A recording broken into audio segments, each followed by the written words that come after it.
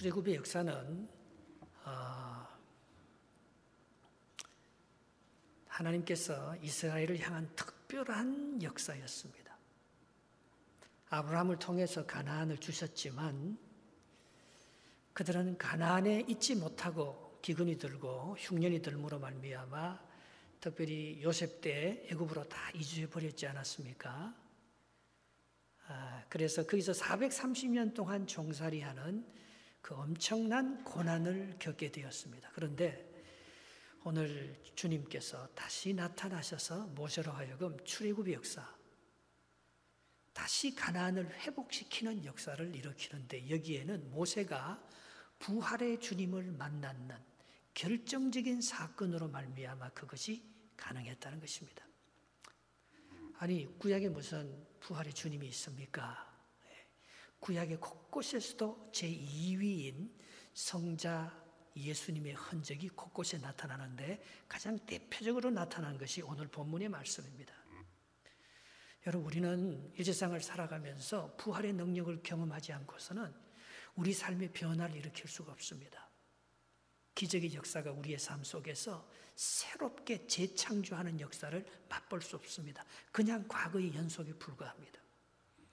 그러나 430년 동안 종살이하는 이스라엘 백성들이 그 과거의 무거운 짐에서 벗어나서 새롭게 출애굽이라는 새로운 가나안을 다시 회복받는 부활의 역사를 경험하는 것은 모세 자체가 하나님을 다시 만났기 때문이라는 것입니다. 특별히 부활하신 예수 그리스도를 만났기 때문에 이런 역사가 일어났던 것입니다. 사도 바울도 하나님을 잘 알고 있었습니다. 사울 시절에. 그러나 그가 다메섹 도상에서 부활의 주님을 만났을 때 그는 율법의 한계를 벗어나서 진정한 복음의 능력을, 사도적인 능력을 향하는 하나님의 신실한 종이 될 수가 있었습니다. 엠마오로 내려가는 두 제자가 예수님이 십자가에 못 박아 죽었다고 모든 것이 끝났다고 생각했지만 부활의 주님을 만났을 때 그들은 절망을 딛고 일어나서 다시 예루살렘으로 올라가는 희망의 역사를 쓰기 시작했던 것입니다. 여러분, 부활의 주님을 만났습니까? 대답이 왜 없으세요? 여러분이 정말 부활의 주님을 만나기 전까지는 여러분이 역사를 새롭게 써나갈 수 없습니다. 여러분의 절망과 여러분의 한계를 극복할 수가 없습니다. 오늘 모세가 만났던 그 부활의 주님, 출애굽의 역사를 쓰면서 다시 가나안, 아브라함에게 준 그 가나안을 잃어버린 이스라엘 백성들이 다시 가나안에 들어가는 출애굽의 역사를 쓰게 되는 그 놀라운 부활의, 모세에게 나타나신 부활의 성자 예수 그리스도가 여러분에게도 동일하게 나타나셔서 하나님의 역사를 이루어가는 축복의 통로들이 되시기를 축원합니다. 어떻게 이 모세가 부활의 주님을 만나게 되었느냐? 그것은 아주 평범한 일상 가운데서 만났다는 것입니다. 오늘 본문 1절을 다시 한번 읽어보시겠습니다. 같이 읽겠습니다. 시작. 모세가 그의 장인 미디안 제사장 이드로의 양떼를 치더니 그때를 광야 서쪽으로 인도하여 하나님의 산 호렙에 이르매, 그렇게 말했습니다. 모세가 한때는 출애굽을 일으키려고 꿈을 가지고 도전한 젊은 시절이 있었습니다. 그러나 그때 실패하고 미디안 광야로 도망쳐 와서 장인 이드로의 양무리를 치는, 그때 모세 나이가 몇 살이었습니까? 80이었습니다. 모세는 이스라엘을 구원하겠다는 꿈을 다 접었습니다. 내 인생에 새로운 역사가 일어날 거라고는 전혀 생각하지 않고 있는 때였습니다. 그런데 이상하게 이 양떼들이 어디로 자꾸 가는가 하면 서쪽으로 가는 거예요. 여러분, 예루살렘은 동쪽에 있습니다. 그리고 특별히 지성소는 동쪽에 있습니다. 하나님의 임재는 언제나 동쪽에 나타납니다. 동쪽에 태양이 뜨고 동쪽에 빛이 임하는 곳입니다. 서쪽은 해가 지고 별 볼 일 없는 지역이잖아요. 그런데 이상하게 양떼를 인도해 가는데 서쪽으로 인도해 가는 거예요. 그런데 거기서 이상한 현상을 만났지 않았습니까? 오늘 우리가 부활의 주님을 만난 사람들, 하나님을 만난 사람들은 하나같이 일상생활 속에서 우연히 만났다는 것입니다. 예배드리면서 만나는 게 아닙니다. 물론 예배드리면서 은혜 받고 하나님을 만나기도 하지요. 그러나 하나님을 만난 사람들은 다 우연히 일상생활 가운데서 아주 평범한 사건 속에서 하나님을 만나서 그것이 결정적인 계기가 되어서 그 삶을 새롭게 써나가는 위대한 역사를 만들어 갔다는 것입니다. 오늘 모세가 이 서쪽으로 인도하면서 양무리를 치는 가운데 어디에 이르렀다고 되어 있습니까? 저기 하나님의 산 호렙, 거기에 이르르게 된 거예요. 그게 하나님의 산인지도 몰랐어요. 나중에 호렙산이 신의 산이지 않습니까? 여기서 십계명을 받았기 때문에, 여기서 하나님께서 나타났기 때문에 하나님의 산이라고 말하지, 지금은 하나님의 산도 아니에요. 모세가 그게 하나님이 나타날 거라고 생각해서 양떼들을 그쪽으로 몰고 간 게 아닙니다. 그냥 목초지를 따라간 거예요. 그냥 인도함을 받아서 따라간 거예요. 근데 거기 하나님의 산 호렙에서 하나님께서 모세가 오기를 기다리고 있었어요. 여러분, 우리는 알지 못하고 일상생활을 살아가시면 어느 지점가인가 하나님께서 우리를 기다리고 있다는 것입니다. 하나님께서 모세에게 위대한 사명을 주려고, 출애굽의 역사, 새로운 부활의 역사를 쓰려고 하나님께서 우리를 기다리고 있는 지점이 있다는 것입니다. 만약에 모세가 자기 생각으로 동쪽으로 계속 양떼들을 몰고 갔으면은 신의 산에, 하나님의 산에 이르지도 못했을 것이고 그런 사명을 받지도 못했을 것입니다. 우리의 고집을 버리고 우리는요, 하나님의 인도함을 받아서 한 발자국, 두 발자국 살아가는 거예요. 어떨 때는 실패합니다. 어떨 때는 내가 원치 않는 길로 걸어가는 것 같습니다. 그런데 그곳이 하나님께서 준비해둔 신의 산, 호렙산이라는 것입니다. 오늘 거기서 하나님을 만나는 놀라운 역사가 여기에 볼 수 있는 것입니다. 근데 어디서 만났습니까? 거기 가는데 호렙산 입구에 뭐가 하나 나타났어요. 깜짝 놀랐어요. 그게 뭐였습니까? 떨기나무 불꽃 가운데 불이 붙는데, 이 떨기나무라는 선해라고 해서 가시, 떨기나무는 다른 말로 말하면 가시입니다. 그런데 그것은 사막 가운데, 이게 지금 광야잖아요.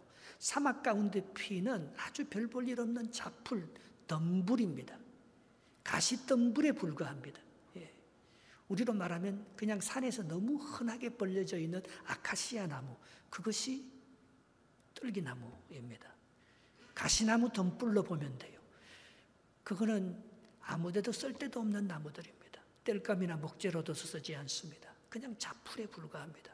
거기에 불이 붙었는데, 불이 건조한 사막지대에는 불이 종종 붙지 않습니까?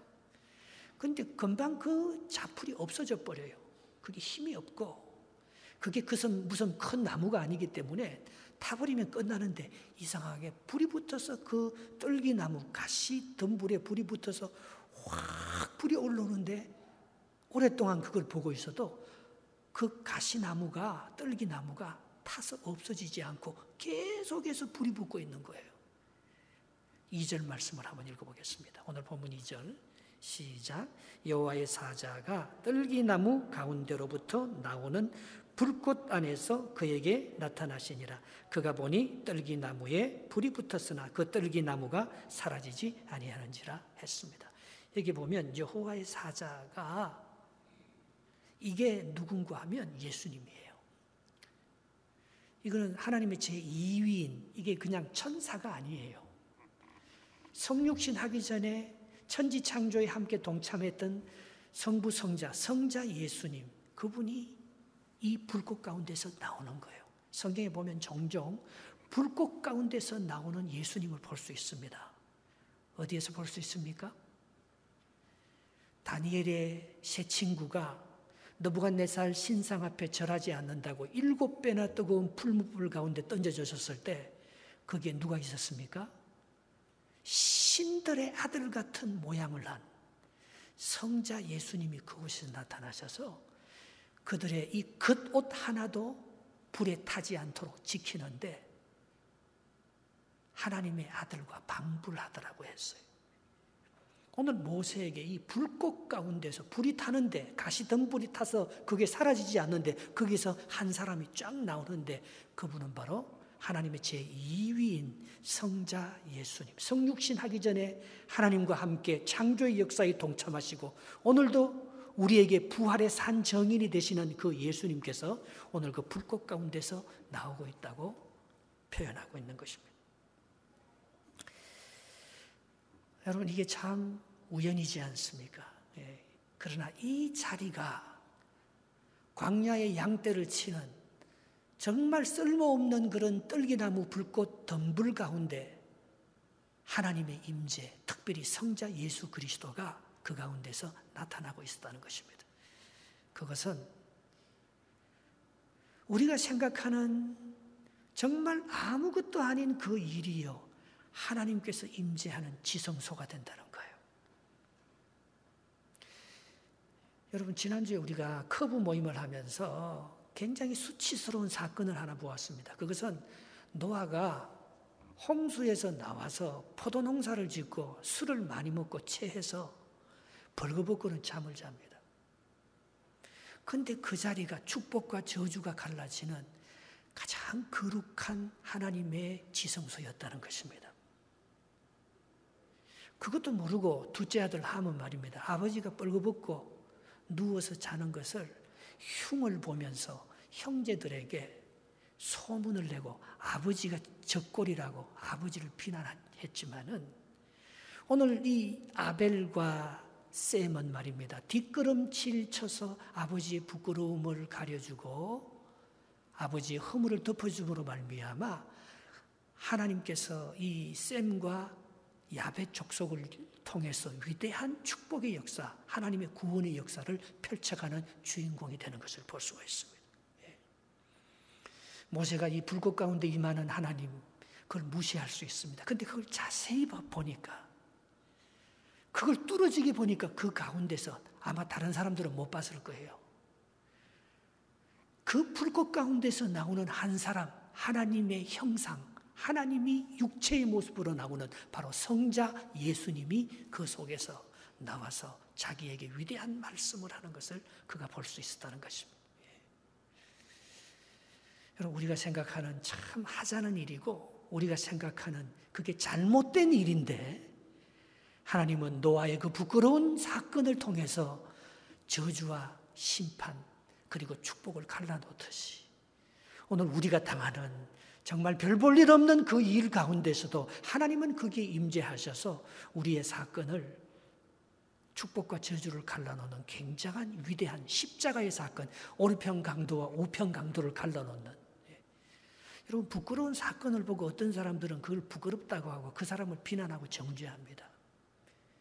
십자가를 보고 얼마나 그게 부끄러운 십자가라고 많은 사람들이 저주하고 네가 정말 하나님의 아들이면 뛰어내려오라고 자평 강도가 그렇게 말하지 않았습니까? 그 사람은 저주받아서 심판받고 구원에 이르지 못했습니다. 그러나 우평 강도는 그 저주를 받는 그 순간에 자기는 죄 때문에 저주를 받지만 이게 저주를 받는 사건이 아니고 하나님의 지성소가 예수 그리스도 안에서 임하는 심판과 축복이 갈라지는 사건인 줄 믿고 너는 네 죄 때문에 심판을 받지만 이분은 하나님의 아들이라고 예수님, 당신이 하나님의 나라에 이를 때 나를 기억해 달라고 하니까 예수님께서 그 우편 강도에게 네가 오늘 나와 함께 낙원에 있게 될 것이라고 그렇게 말하지 않았습니까? 십자가 사건은 부끄러운 저주의 사건이 아니었습니다. 아버지 노아가 술을 먹고 벌거벗어서 그렇게 창피한 모습으로 그게 누워있는 사건은 그것은 부끄러운 사건이 아니었습니다. 일상의 사건이에요. 그런데 그것을 해석하고 거기에 반응하고 행동하는 그 아들이 어떤 모습으로 행동하느냐에 따라서 한 사람은 좌평강도처럼 함처럼 심판을 받고 한편은 우평강도처럼 셈과 야백처럼 복을 받는 그런 놀라운 갈라지는 역사, 나누는 역사가 거기에서 있어지게 되었다는 사실입니다. 우리가 조그마한 걸 받아요. 저도 참 이게 신앙생활을 하면 할수록 느끼는 것 중에 하나는 내 부모에 대한 허물을 덜추어내고 내가 아버지를 무시하고 아버지가 뭐 저렇게밖에 행동하지 않을까 그렇게 판단했던 것들이 세월이 지나면서 그것이 곧 하나님께 하는 거였다는 것을 느끼면서 내가 많이 마음 아파하는 시간들을 보냈습니다. 여러분, 보이는 하나님 아버지를 사랑하고 보이는 아버지의 허물을 덮어줄 수 없는 사람이 어떻게 하나님을 사랑하고 이웃의 허물을 덮어줄 수가 있겠습니까? 바로 그런 것들을 통해서 하나님께서 우리를 축복하시고 하나님의 역사를 만들어 나간다는 거예요. 하나님의 위대한 역사가 거창한 위대한 아름다운 나무에 불이 붙어서 왕궁에서 나오는 그분이 모세가 자기가 왕자가 되어서 애굽에서 종살이하는 이스라엘 백성들을 구원하려고 할 때 한 번도 성자 예수님은 그에게 나타나지 않았습니다. 한 번도 모세에게 하나님께서는 음성으로 말씀한 적이 없습니다. 그러나 이대로의 양무리를 치면서 나는 이제 내 인생이 끝났어. 나는 내 인생이 별 볼 일 없어. 오늘 저 잡초처럼 저 가시덤불처럼 불이 붙는 저것은 모세 자신을 가리킵니다. 애굽에서 종살이하고 있는 노예 생활하는 이스라엘 백성들의 그 흐름하고 그 별 볼 일 없는 잡풀과 같은 가시와 같은 그런 쓸모없는 존재인 자기를 가리킵니다. 바로 그곳에 예수님이 나오기 시작하니까, 그곳에 예수님, 성자 예수님을 보기 시작하니까 이 모세가요, 삶이 바뀌잖아요. 생각이 바뀌잖아요. 그가 사람을 대하는 태도와 그가 부끄럽고 수치스러운 것을 판단하는 그 기준이 바뀌잖아요. 아버지를 비난하는 그 비난에서 벗어나 아버지의 부끄러움을 덮어주고, 성도들의 그 약점과 악함을 공격하는 사람이 거기에서 벗어나 그것을 나의 허물로 알고 그것을 덮어주고 가두어주고 그것을 축복해 주는 사람으로 바꿀 때 바로 거기서 부활의 주님을 만난다는 거예요.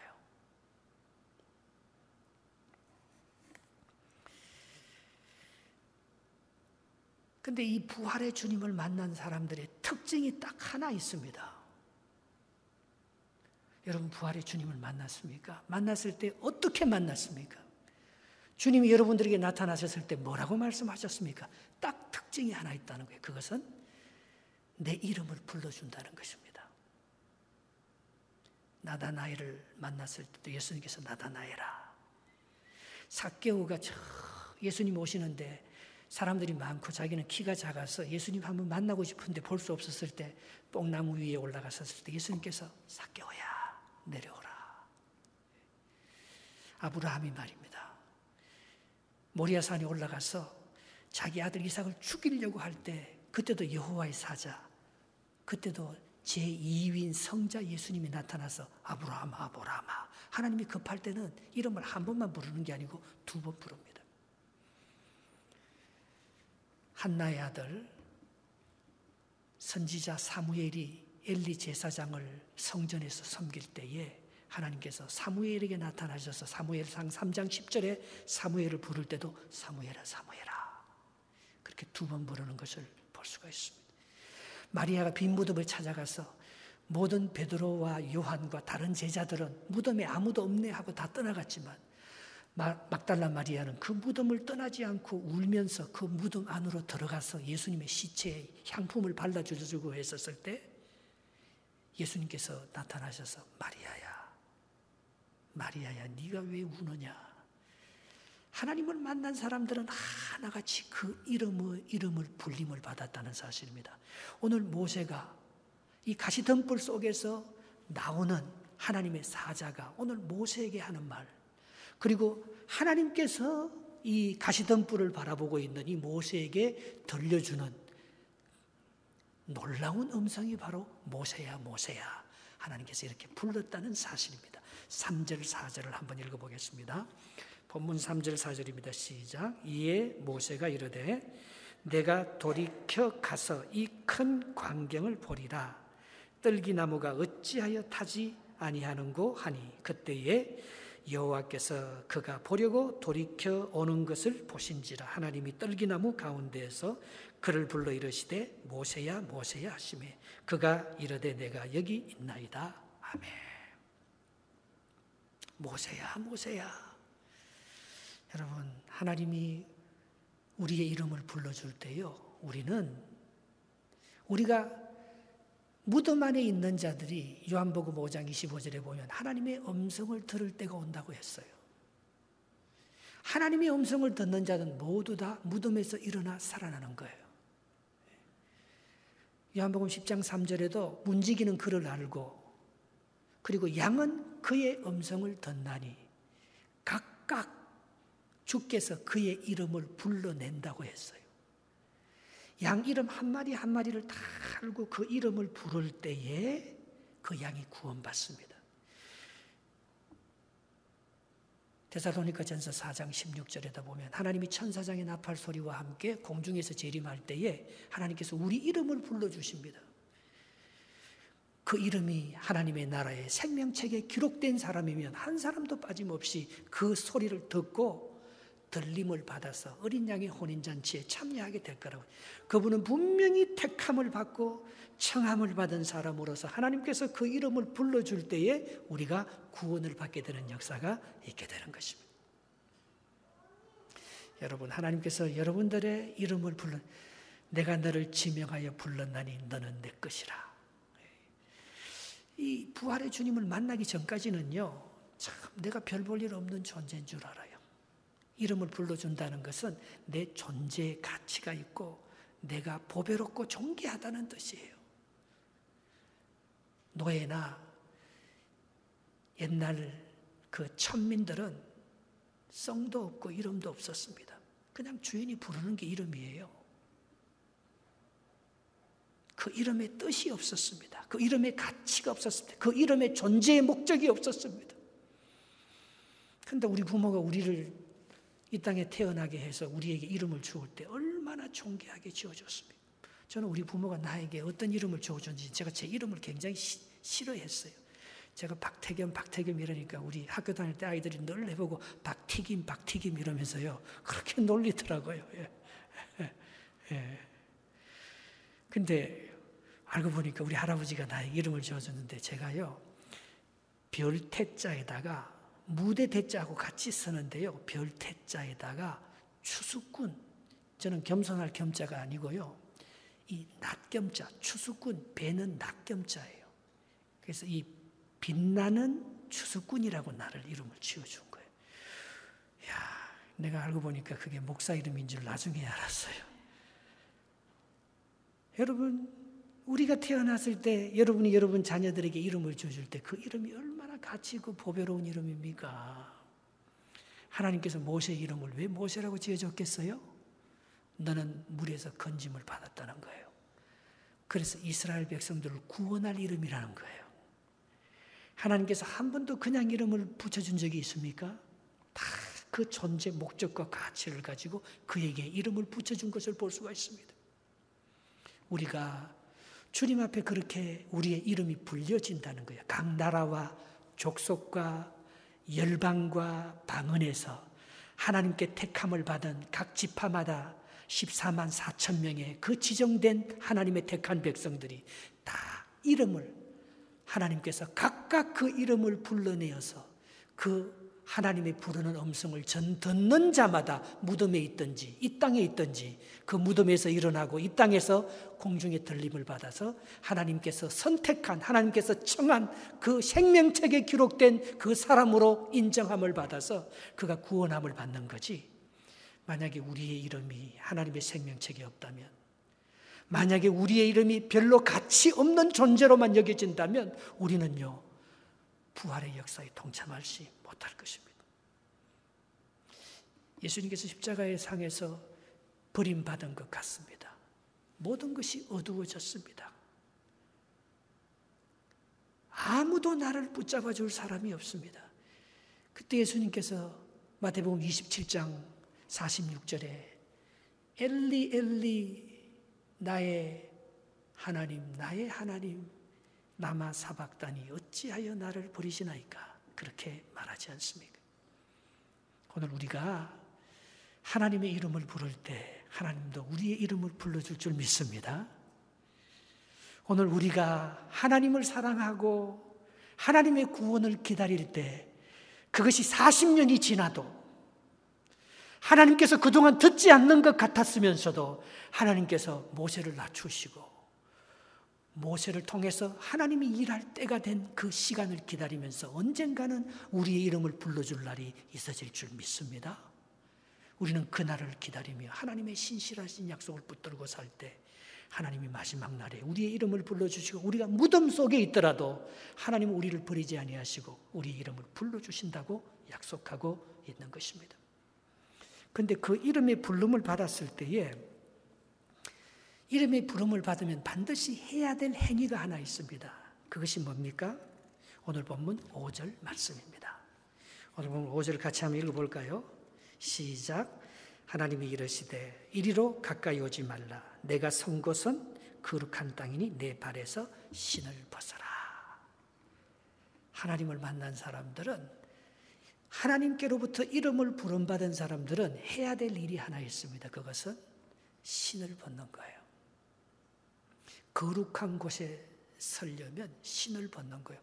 이 호렙산은 돌산입니다. 신의 산. 그래서 하나님께서 그 돌을 가지고 십계명을 우리에게 만들어주지 않았습니까?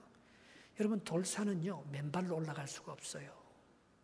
군인들에게 가장 중요한 것은 신발입니다. 흑인들이 농구할 때 가장 중요한 것은 신발이잖아요. 신발 벗고 신발을 벗으면 뛰어다닐 수가 없습니다. 마음대로 살아갈 수가 없습니다. 아무 데나 밟을 수가 없습니다. 조심스럽습니다.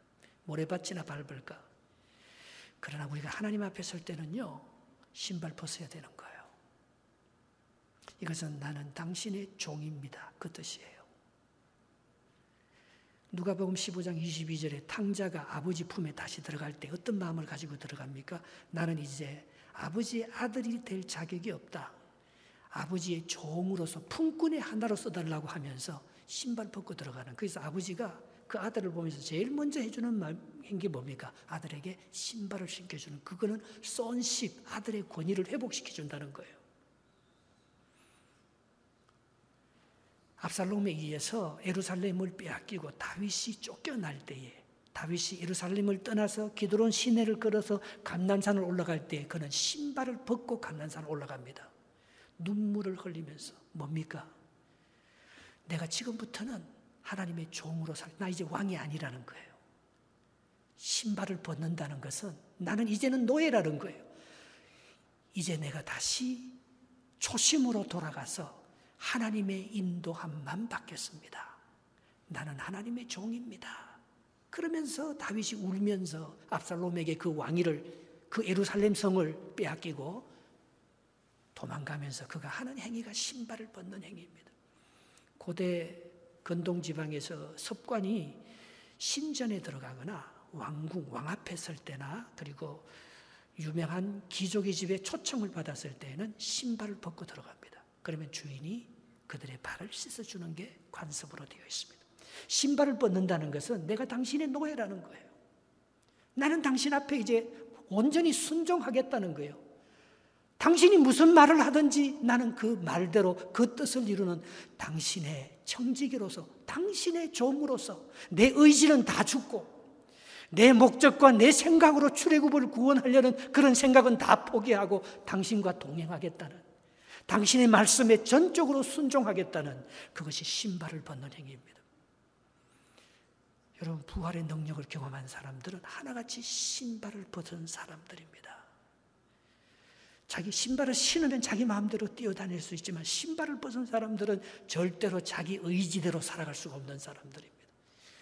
온전히 주님 앞에 순종하는 바로 그 사람을 통해서 하나님께서 놀라운 역사를 일으키는데, 그 신발을 벗는 순간 부활의 주님이 나타나고 있는 것을 본문에서 볼 수 있습니다. 6절 말씀입니다. 오늘 보면 6절을 여러분들이 같이 한번 읽어보시기 바랍니다. 시작.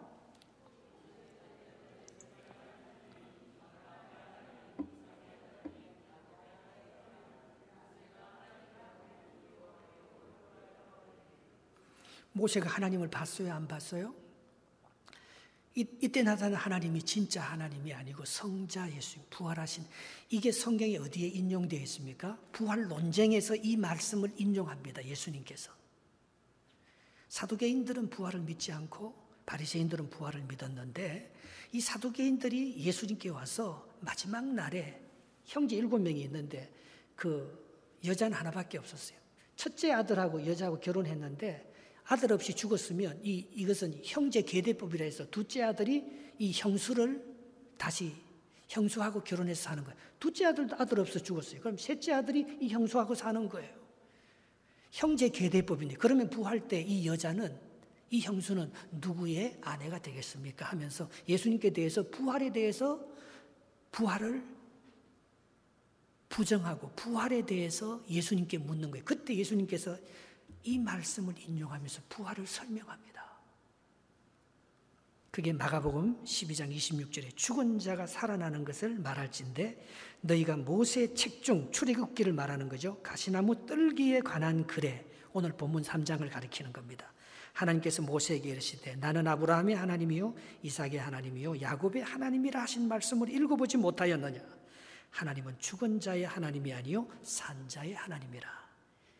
모세가 오늘 만난 이 하나님은 아브라함의 하나님이 아니에요. 아브라함의 하나님 같으면은 아브라함이 죽고 나면은 이제 그 하나님은 끝이잖아요. 이삭 때 만난 하나님은 아브라함의 하나님이 아니에요. 이삭의 하나님이에요. 이삭이 죽고 나서 야곱이 만난 하나님은 아브라함과 이삭이 만난 하나님하고 다른 하나님이에요. 야곱의 하나님이에요. 하나님은 죽은 자의 하나님이 아니고 열조의 옛날에 있었던 하나님이 아니고 지금 나와 함께 역사하는 살아계시는 부활하신 하나님인 것을 설명하면서 모세의 글을 인용하고 있는 것입니다. 내가 옛날에 하나님 많이 만났어. 물론 옛날에 하나님의 은혜를 받고 많이 만나는 것도 중요할 것입니다. 우리 엄마가 나를 위해서 기도 많이 하면서 하나님을 만나서 나를 위해서 기도해 줬어. 물론 그 기도도 유효하고 그 우리 어머니의 하나님도 위대한 하나님일 것입니다. 그러나 중요한 것은 뭐예요? 내가 만난 하나님이 중요한 것이죠. 첫째 형하고 같이 살았던 그 사람이 중요한 것이 아니고 지금 살고 있는 그 사람, 형수하고 살고 있는 그 사람이 중요한 것이죠. 오늘 우리가 부활의 주님을 다시 만나야 합니다.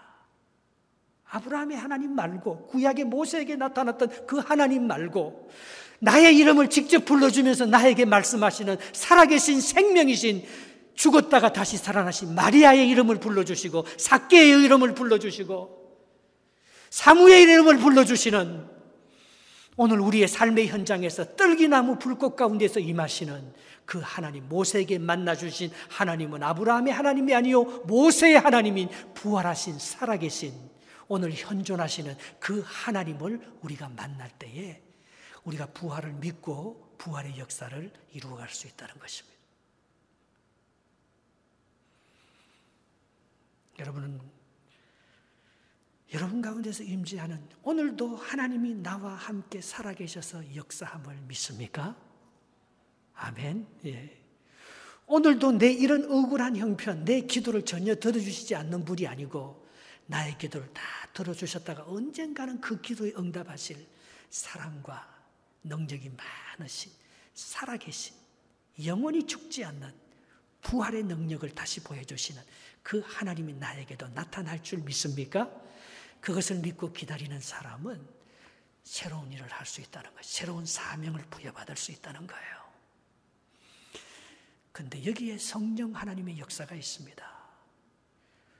오늘 모세에게 나타나셔서 40년 전에 모세가 그렇게 기도해도 응답하지 않고 430년 동안 애굽에서 종살이하는 이스라엘 백성들을 구해달라고 부르짖어도 그렇게 응답하지 않는 하나님께서 오늘 나타나셔서 부활의 새로운 생명의 하나님의 것을 우리에게 전가하면서 뭐라고 약속하십니까?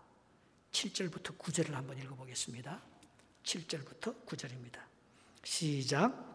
여호와께서 이르시되 내가 애굽에 있는 내 백성의 고통을 분명히 보고 그들이 그들의 감독자로 말미암아 부르짖음을 듣고 그 근심을 알고 내가 내려가서 그들을 애굽인의 손에서 건져내고 그들을 그 땅에서 인도하여 아름답고 광대한 땅, 젖과 꿀이 흐르는 땅, 곧 가나안 족속, 헷 족속, 아모리 족속, 브리스 족속, 히비 족속, 여부스 족속, 기르가스 족속이 하나 빠졌어요. 7족속인데 지방에 데려가려 하노라. 이거는 가나안 족속이에요. 가나안 땅이에요. 이 가나안 땅이 문화가 제일 발전했어요. 셈, 함, 야벳이 있지만 둘째 아들 함이 노아의 수치, 아버지의 수치를 봤는데 하나님께서는 함을 저주하는 것이 아니고 아버지는 노아는 함을 저주하는 것이고 함의 아들 가나안을 저주해요.